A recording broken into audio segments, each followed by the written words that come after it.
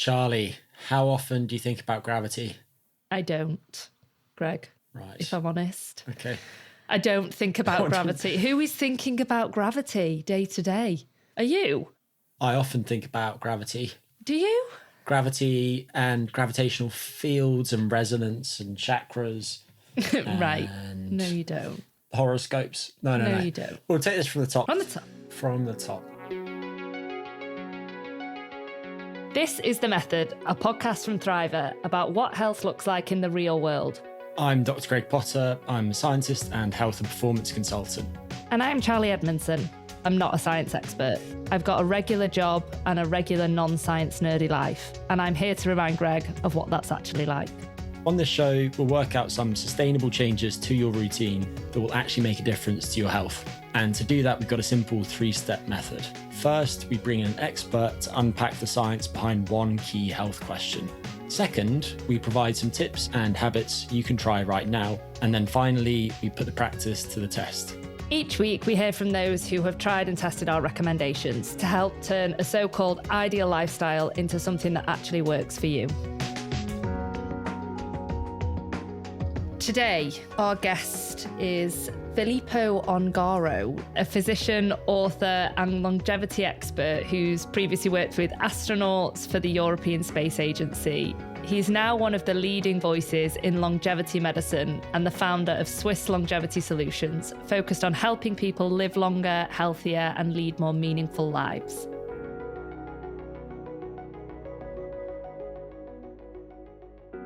Hello, everybody. Hello, everybody. Welcome to The Method with Crump and Greg. What do you want to talk about today? We're going to be talking to Filippo about what studying astronauts can teach us about how we age. Gravity, space, astronauts, aging. Are you excited about this one, Greg? I am excited because I actually think it's very relevant for us non-astronauts too, because when people are in microgravity in space, many of the changes that they undergo parallel the effects of aging. And so in some ways, we can think of this as a model of accelerated aging, and that might teach us something about how to age better, what's important if we want to age well. So Charlie, what do you reckon Filippo is going to tell us today? I hope he's going to tell me that he listens to Elton John Rocket Man every day. It's that time, It's is that it? time. Are you going to give us a rendition? I'm a rocket man. I love Elton John, you know. Yeah. Did you see him the other year when he was touring? No, did you go see him? Yeah. I actually went south, Greg. I did. I left the north and I went to London for Elton because legend. Right. Danced all night, probably clocked about 30,000 steps. But Elton danced all night. no, Elton was quite sedentary. Oh dear. What about his muscle mass and his bones? I think it's decreasing, if I'm honest. But aside from Rocket Man, which obviously will be my song of choice Banger. for today's episode, what do I think we're going to learn from Filippo? I'll be brutally honest. I don't know much about space or aging in space. Or, no, I do know about some of the impacts of aging in space. So you age quicker? Although, this was the interesting thing when I was doing some research. Physics versus biology. Aging in space blew my brain a little bit. Go on. Biologically, we age quicker, but with physics, we age slower. With physics, that's not really a... Are you talking about the rate of time passing? Yes, confused me. There we go. Everyone's minds just got blown up good luck. by Charlie's. By me, which is concerning if that's what's happening already. I just closed the tab down. I thought, there's no point me looking into that. It was, well, I think it was Einstein's theory of relativity. That's your favourite round in the pub quiz, isn't it? Yeah, no, that's not my forte. Least surprising news. You said that Elton's quite sedentary nowadays. Yes, he is. I also think that the relative absence of gravity is very relevant to our modern sedentary lifestyles, because so many of us nowadays spend most of our time sat on our backsides in offices, sometimes staring out the window, thinking about doing more interesting things like being in space. And that is not necessarily very good for us, not just for muscle and bone, but for other bodily systems too. And then in some ways, microgravity is also quite similar to what happens if we get an injury. So let's say that you sprain your ankle and you end up in a cast. In those conditions, there's not much muscle contractile activity. Your bones aren't being loaded so much on a regular basis. And so as a result, they change very rapidly. And that, of course, is also true in space. And it's for those reasons that we're speaking with Filippo today. Right. So shall we bring in Filippo, our very own rocket man, Filippo Ongaro? Welcome to the show.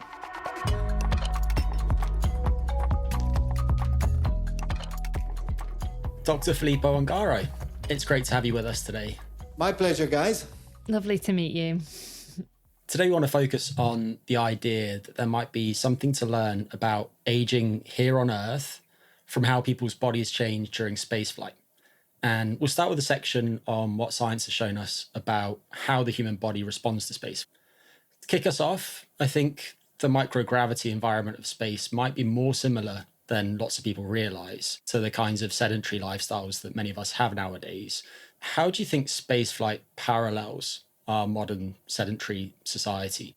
It's exactly true. You know, the more we become sedentary, the more our lifestyle becomes technologically driven and away from nature, and the more we get close to what happens actually to astronauts in space. So we don't need muscle and bone in space. That's one factor, but that's not the only factor. You have the total desynchronization from circadian rhythms. In orbit, you have one sunset and one sunrise every 90 minutes. So you're totally desynchronized from day-night cycles. You're exposed to a lot of noise. It's about 85, 90 decibels on a space station for 24 hours a day. So it's loud. It's like being in a plane, actually. You have suboptimal food. You're living with people that you didn't choose. You have high stress levels. So, you know, altogether, this is really an acceleration of the aging process, which has been very clearly defined by scientific work on astronauts. And you might know that now muscle mass has become very much at the center of the discussion in longevity. So finally, the scientific and the medical community are recognizing that the preservation of muscle mass is key to a healthy aging process. And so I believe that more and more the model of spaceflight becomes very much relevant.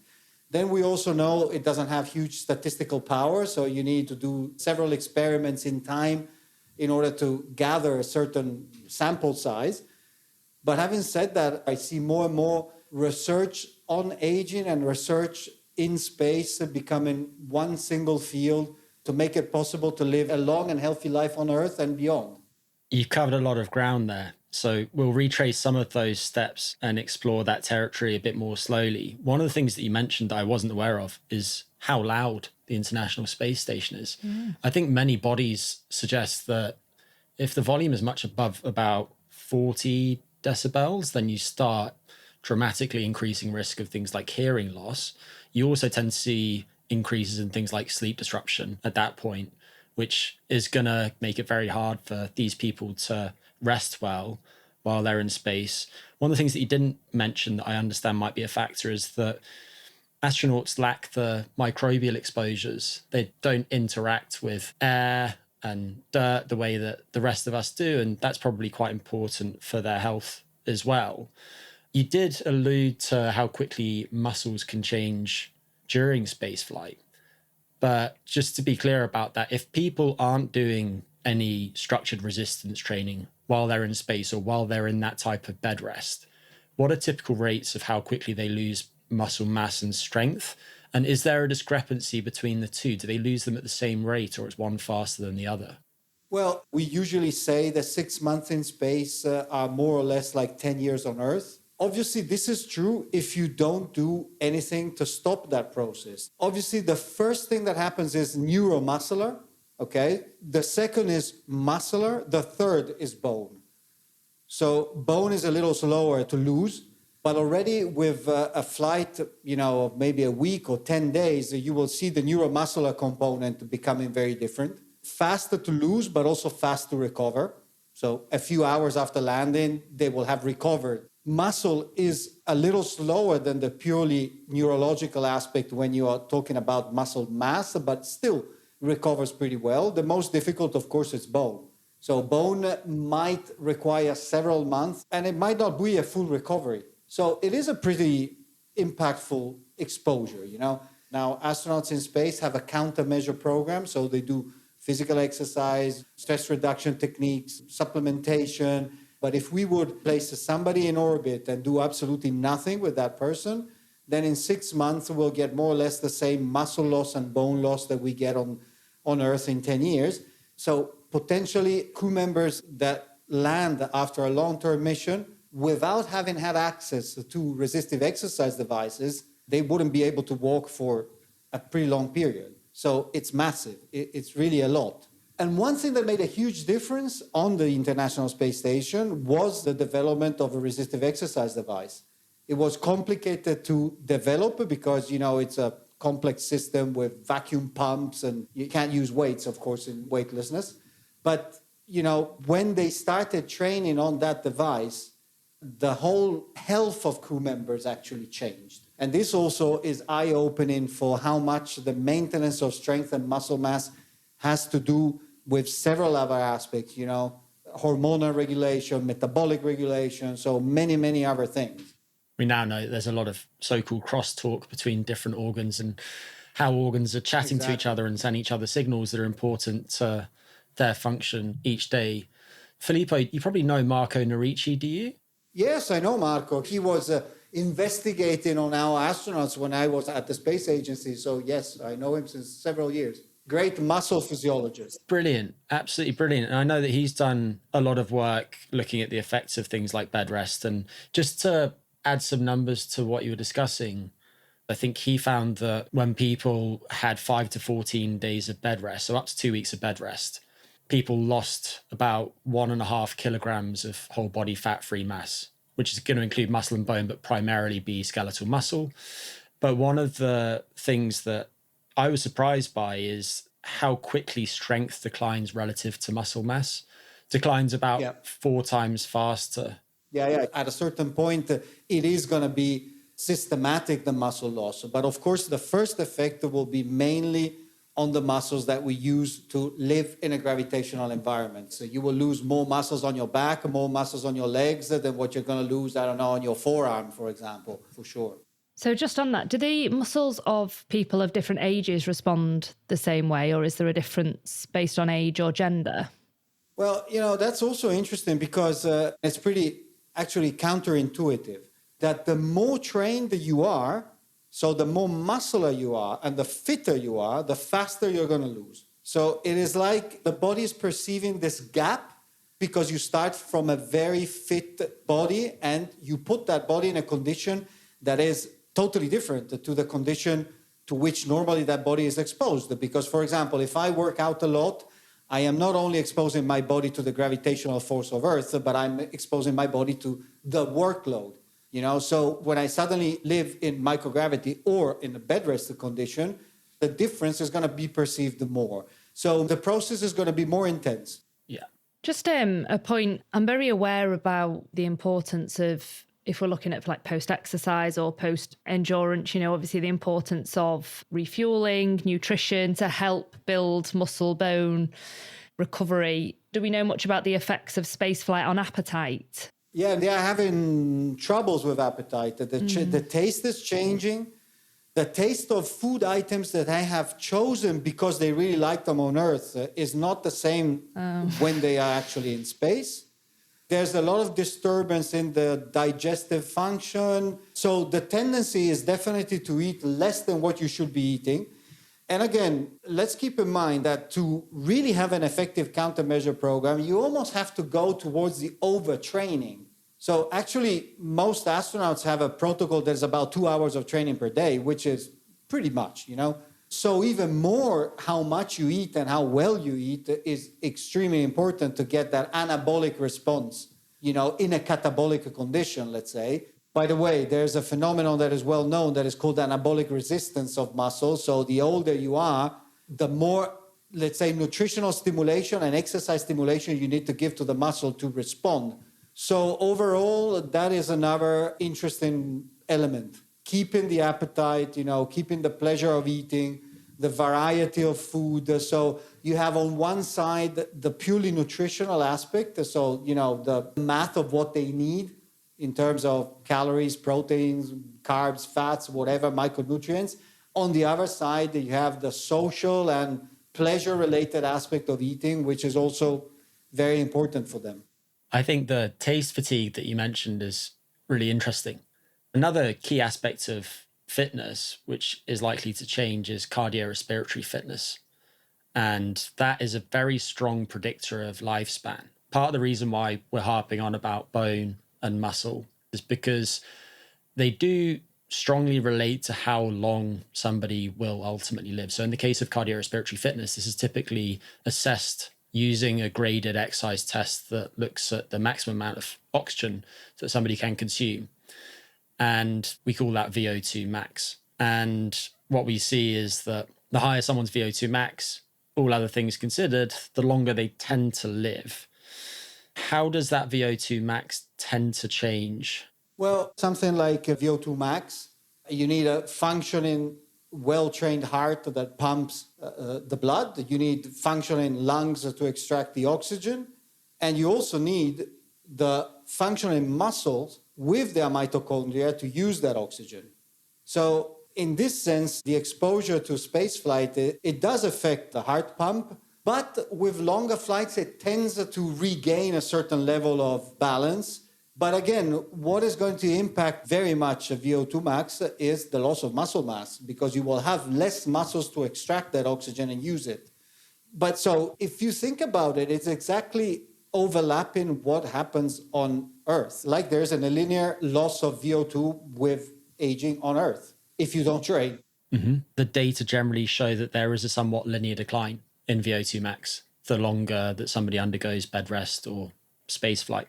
Now, the real question, which is interesting to discuss, I don't have an answer for that, but I have my own opinion, let's say, is that we have always thought that the loss of fitness and the loss of muscle mass was a consequence of the aging process. After having worked with astronauts, I start thinking the other way around. I start thinking that the aging process is a consequence of the loss of fitness and muscle mass. So in other words, I now think that muscle loss is a trigger for the aging process, and not that you lose muscle because you are aging, but almost that you start aging because you're losing muscles.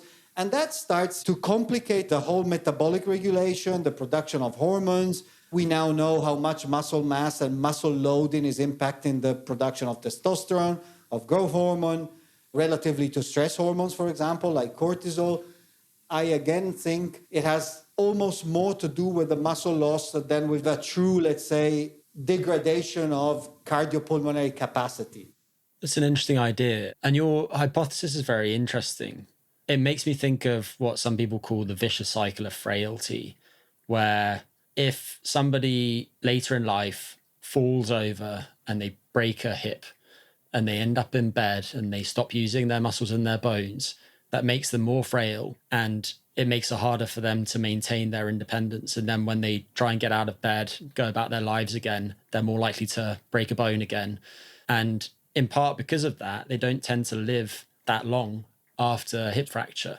Of course. And it sounds like you think something similar might be going on with muscle too. And it's interesting, to see how much the environment without a countermeasure program has a massive impact on the aging acceleration. But despite that very extreme environment, if you have a countermeasure program and you actually do it, the impact is pretty acceptable, almost minimal. So this tells us a lot about what we could be doing on Earth. The impact of the environment is less dramatic. And if we would all be having, an active countermeasure program against aging on Earth, the results would be incredible. This is why I am much more, within this discussion about longevity, I am much more focusing on saying, guys, we need many, many, many people changing behaviors, and not just a couple of biohackers inventing a strange protocol and living 130 years, because that's not going to change our society. Our society will change when many more people do that minimum that is useful to preserve their fitness later on in their life. That's the objective.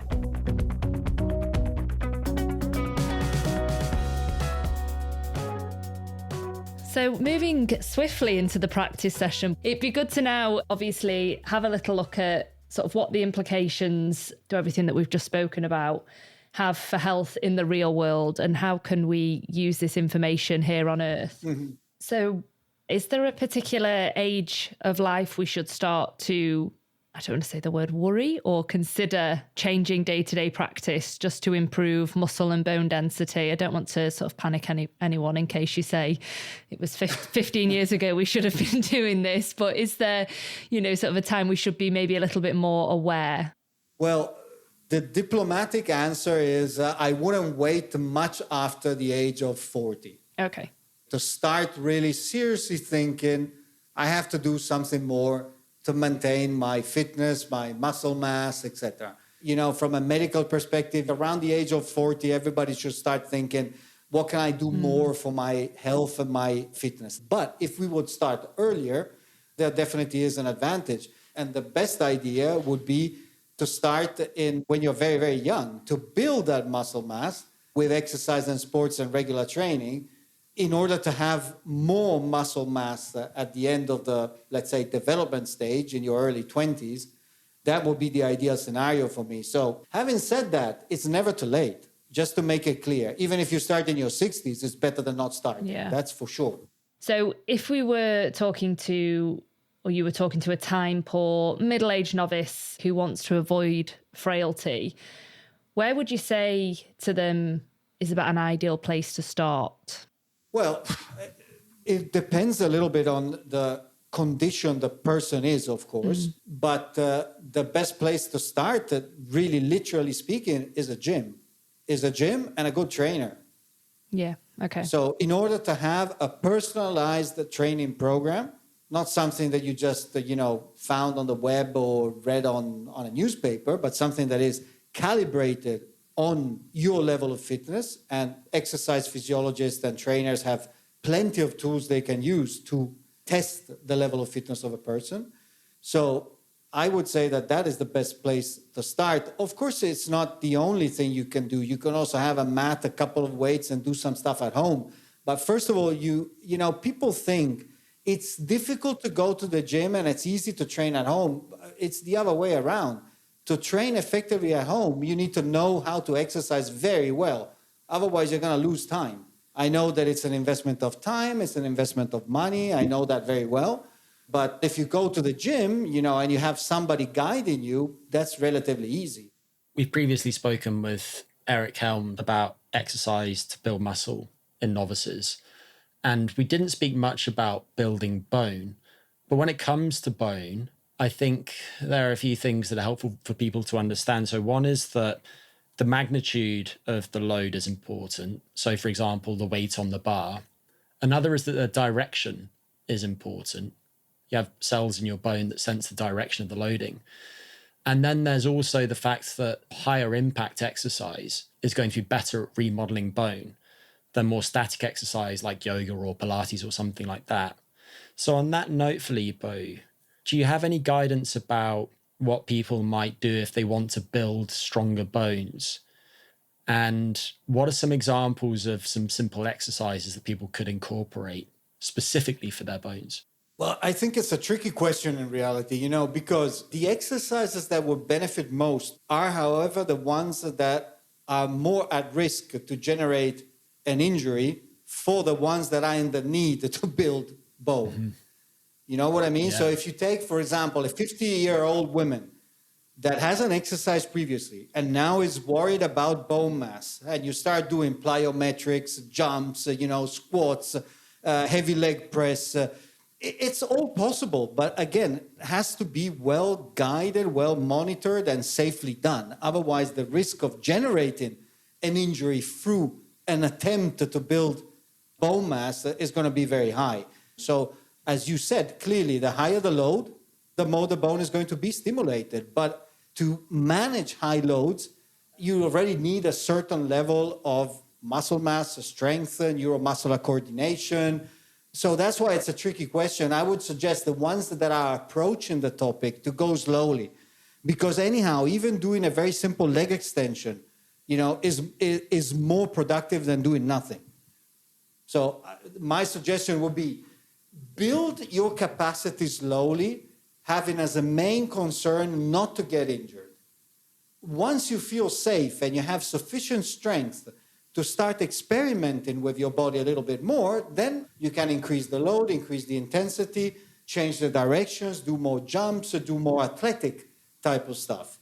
But you need to be ready for that. That's a terrific answer. I can tell that you both train yourself and also have worked with real people, because I think people that weren't practitioners might say, well, you should be doing jumps and landing exercise, because on paper they might be best at supporting that remodeling, but the reality is that many people aren't ready for that. Exactly. However, if, like you suggested, someone is working with a good trainer and at a point where they're already doing regular resistance training, they're quite strong and they want an additional bone building stimulus, then at that point doing things like stepping down from a low box and catching yourself and doing some sprinting and that type of thing might be on the cards as way to get an additional stimulus to strengthen their bones. Absolutely. You know, this reminds me a little bit about high intensity interval training. You know, do high intensity stuff, yeah, okay, wait a minute. It depends, because if you're coming from a totally sedentary lifestyle, you won't even be able to get into the high intensity dimension. You're going to stop before. I think you have to get gradually into that level that is exceptionally interesting. Absolutely, it is. But it's not for everyone. And it gives most results to the ones that are prepared to really go full out. Also mentally. Yeah. For somebody that is not used to work with their own body, it's not easy to say, hey, you have to reach 185 beats per minute. Most people will think I'm going to have a heart attack. They're going to stop before. So yes, they are incredibly interesting. One thing that I have experienced, at least on myself, you have to be very careful in how much they are stressing your body. Yeah. So, you know, how many times you place those trainings per week. I think the older you get, the more important it is to understand how you're coping with those trainings, you know. But having said that, they are incredibly effective. And if you have an athletic body, it's absolutely something that should be done. Otherwise, build up, as you said, moderate exercise, a little more boring, a little more time investment needed, but you're going to get to that. But you can't start with that. Filippo, you're a mind reader, because what we wanted to ask you about next was high intensity intermittent training, HIIT, and something I just want to drill home here that is rarely mentioned in these discussions is that there are some forms of exercise where you can get more muscle and more strength and an increase in endurance from a single type of exercise training. There's some brilliant research by people like Peter Krustrup and Jens Bangsbo on small-sided football or soccer for our American listeners. People play five-a-side football a few times a week for several weeks or several months. They have dramatic improvements in their physical fitness.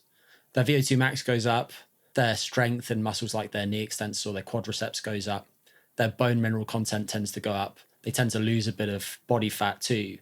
So all of that stuff is really, really good for you.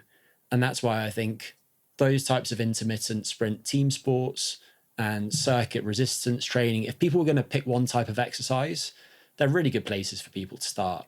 Yes, on the other side, if you talk to an orthopedic surgeon, probably, you know what I mean? That is the number one reason why people get injured. Yeah. But I think that it's not a contradiction, you know. I think, yes, they are exceptionally good to improve your fitness and you have fun, which is another very important aspect. Yeah. But on the other side, of course, if you don't have, you know, the basic level of fitness required, it's going to be risky.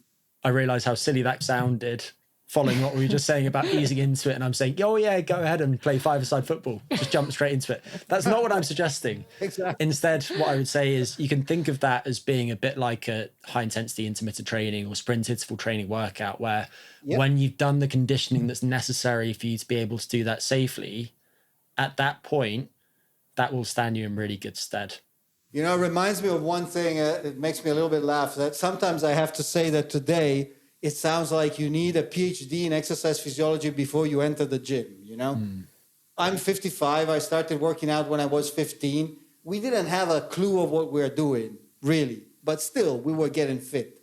So as much as I like the scientific discussion around these topics, I also have the impression that for the general public, sometimes it becomes a little scary because they start saying, hey, but do I really have to become an exercise expert before, doing something? So I think we should also always kind of give a message of anything is better than doing nothing. So even if you just, climb the stairs or go for a little walk, just do it. And then from there, you can build up your fitness, become a little more expert, and dare a little more, and try new things. Just on that, Filippo, are there things that people, if they are maybe just starting out, should possibly be aware of? In a previous episode, we spoke about being aware of some of the side effects that come with working out, and one of them being pain, and recognizing that sometimes pain isn't always a bad thing and it doesn't mean stop instantly. Well, one thing that I would say that I have seen really a lot is people making a mistake on the dose of change they're applying to their life. You always hear this thing from Monday, and I always say, why the hell does it have to be Monday? You can start on Tuesday and Wednesday, but from Monday, I'm going to change this, and that. And usually what happens is that people try, they apply the highest level of willpower they can produce, but then they'll last a couple of days, but it's simply not doable for them at that stage. So we frequently talk about the concept of minimum dose. You should start by introducing in your life the minimum dose that your brain can accept without any complication from today. It might be 10 minutes per day. Okay, it's not going to transform you into an athlete. But the main thing is, if we can make these 10 minutes per day a real habit, then it's going to be much easier to change them into 15, 20, 25, 30. Then making the mistake of starting immediately with 30, 45, 1 hour, lasting a couple of days, and then giving up. Yeah. So this is, for me, the main thing that people should understand. Start with very, very little. Start with something that can become, from today, absolutely doable from day one. You're preaching to the choir, Filippo, because one of my personal bugbears is nowadays people speak a lot about personalized nutrition, personalized precision medicine. The focus is so often on the interventions. Based on your fitness test, you should do that. What people completely miss is that the personalization needs to apply to behavior change. And they think that if they tell people you should do this based on that, they will actually do it. But apart from very rare hyper-rational individuals, they won't do that. Another thing that I always say is, don't underestimate the environment you have around you. So how much you manipulate your environment is very, very important for the adoption of new habits. Like you want to exercise, but you buy, a bike, but that bike is in the cellar. You're never going to use it. So place it in your living room. You want to change the way you eat. Okay, but then you don't have to have certain things in your kitchen, because if you have them, you'll end up eating them. So we are working much more today on this behavioral part of lifestyle change. Why? Well, first of all, because I'm married with a psychologist, so I ended up working on these things. But besides that, it's because I have seen so many people fail just because of these strategic mistakes, and always trying to solve everything with willpower, with determination, with these things that in reality never work, because the super athlete that works out every single day for hours, that's not discipline. That's gratification. So I think there's a lot of mythology also, around this thing. You have to be disciplined. You have to be motivated. No, you have to find a way to reward yourself, because reward, gratification, and dopamine production are the engines of any habit and any behavior. What you were describing there, I think, hit home during the COVID pandemic for a lot of people, when we didn't have access to gyms, for instance, and then suddenly we were trying to work out when we were at home. When we're in our living room, the sofa is the place where we go to chill out and watch TV and maybe eat food. And if we're suddenly putting an exercise bike in there, or a yoga mat, or some dumbbells, and we think that that's going to nudge us to exercise, it's not necessarily, in part because we don't have that association in our minds, the stimulus, the living room, isn't associated with the behavior, the exercise. And so how we allocate places for particular activities is actually really important. But I'll get down off my soapbox. And Charlie, it might be about time to move into the experience section. So the final section is the experience section. So this is where we hear from listeners about what's on their minds as they navigate trying to be healthy. So we've got a couple of questions. Okay. The first one is from Shannon in Spain. At what age should someone consider getting a DEXA scan, a bone density scan? And are there any other particular warning signs that they should use to do that? And then I'd be curious to know what the research shows then if that is not in a osteoporosis zone, but maybe is not at an optimal level. And can you talk more about what those kind of levels are and what norms are for different ages? Okay, so let's start from the first part, then maybe we'll break it down. Yeah. we get to the others. I think if you would ask me as a longevity focusing doctor, considering that DEXA scan is also the gold standard for body mass measurement, I would say there is no age indication. I mean, I would definitely do that even if I'm 30, because I would get a scan of my bones and I will get a precise measurement of my body fat, which is highly important. So I wouldn't be so worried about the age aspect, and I would take the opportunity of a DEXA scan, asking the specific center to, because not everybody does it, to also measure body fat and to get a complete picture of the structural health that I have. Then there's a more typical answer would be, of course, the closer you get to menopause, then the most important it becomes to have an evaluation of your bone, ideally before you have had a massive bone loss, so that you have, a picture of the situation before the loss of a significant amount of bone. Just to make a general point, I think if people can measure what their capacities are around when their capacities are at their peak, which is typically going to be in young adulthood, then that's really helpful, because then they have a baseline against which to track their progress or regress over time. And we spoke about how building strong bones early in life can help buffer against risk of osteopenia or osteoporosis later in life. This is true of various different types of frailty, whether we're speaking about physical frailty or cognitive frailty. So if you have the means to do so, then getting things like your bone scan and your blood work done to look at your hormone levels and so on while you're young and fit and healthy can be really helpful. But there's a unifying theme here, which is that we're trying to push lots of these different capacities like cognition and physical function as high as possible while we're young, because then that protects us against frailty later in life. It gives us more wiggle room. I agree 100%. I think this is a general point that is extremely important. In medicine, we always wait until, there's a problem, and then we attempt to try to make a diagnosis. It works exceptionally well in emergency, and it has to be done. But there's another part that is not done yet, which I think is even more important for the future, which is exactly as you described. So to really make this picture as much as possible close to the peak of your health and fitness condition, because that's your benchmark. Just to touch on another element of Shannon's question. So she's asked about if there are any particular warning signs if we took pain out of the equation. Would there be other elements that people could be aware of that might indicate a reduction in bone density?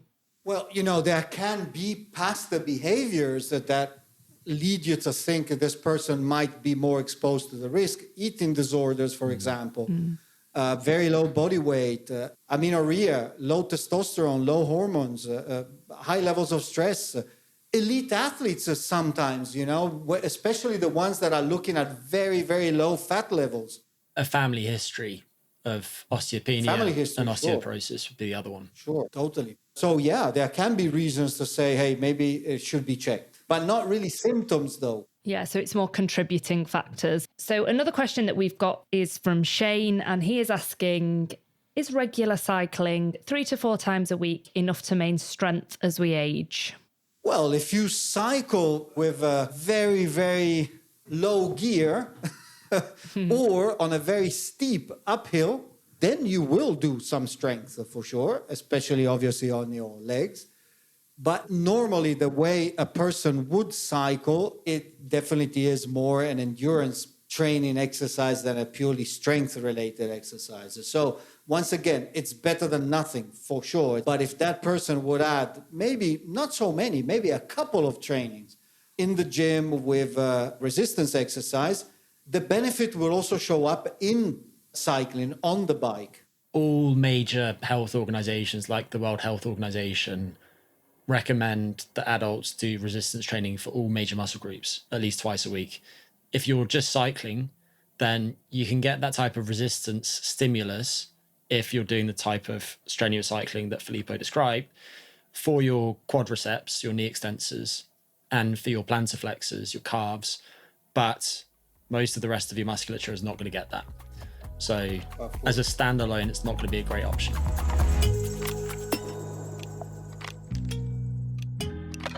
So, Filippo, just to close, we like to leave listeners with one key takeaway from today. So what would that be from you to them? Muscles! Keep your muscles. I know, I start being boring. I know that. It's a repetition. Not at all, not at all. But, I believe so much that this is true. And I have seen so many people, the ones that are lucky enough to get really old, so they don't have, oncological problems. They don't have cardiovascular problems. They then fail because they don't have muscles and bones. Yeah. There's a really interesting image. You might have seen it. That's like a quadricep that has, I think it's a 90-year-old male that might be in a care home or in a hospital versus a 90-year-old male who has been a triathlete or a cyclist for his entire life. And the difference is, astronomical. I always say, your muscles are your ticket to freedom. Oh, I love that. If you think about it, it's really true, If you have your muscles, you have a ticket for freedom. You can go where you want, you can move, you can, live. Without that, it's going to be difficult. Fascinating. I think probably the main thing for me is create good habits. Filippo, what you were saying about 10 minutes a day that can move into 20 minutes, that can move into 30 minutes would be really useful. Doesn't always have to start on a Monday. I'm hoping that'll be very relevant for people who are listening, who have joined a gym in January, who have set out to train 5 days a week, change the world. Exactly. And in February, they already gave up. But that's the real problem. Greg, what are your key takeaways from this episode? My key takeaways are that spaceflight in many ways is like aging in fast forward. I think being pragmatic, the most important thing is to think about trying to push those different capacities as high as possible. And I think many people are already considering that. However, I don't think that many people do actually think about their bone health. But it is really important, especially later in life. And early life has a huge influence on it. So keep loading your bones throughout your life.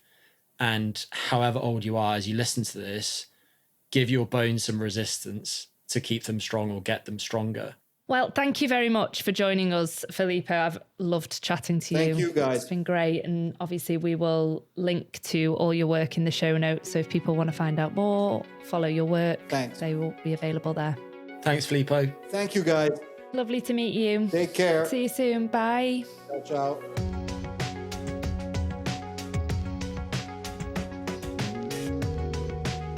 You've been listening to The Method, Health in the Real World, a podcast brought to you by Thriver. If you don't know about Thriver, it's a health tracking platform that helps you see exactly where your health is heading. People use Thriver like a compass, testing every few months to help steer their health to where they'd like it to be. It's a great tool to start feeling more empowered about your health and to get information you need to make progress, even when life is a bit hectic. Thriver also has some great content out there that can help you get to grips with complex health questions, exactly like what we try to do on this podcast. And all of that is free to access. So if you want to learn more, just head over to thriver.co. That's thriver.co. And of course, if you love the show, subscribe. It takes just a few seconds and you won't regret it.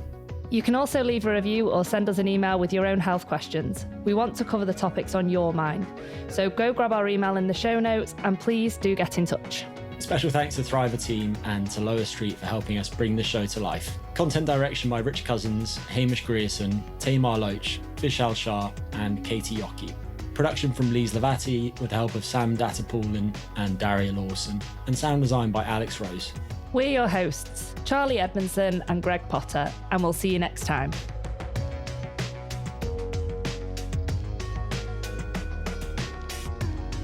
How do you say Rocket Man in Italian? Oh, Rocket Man in Italian. Oh, hold on. Uomo razzo. Uomo razzo. Uomo razzo. Oh, molto bene. Oh my. Let's bring in l'uomo razzo. Uomo razzo. Filippo Our very Ongaro. own Rocket Man. I sounded fluent then. Did you think? No.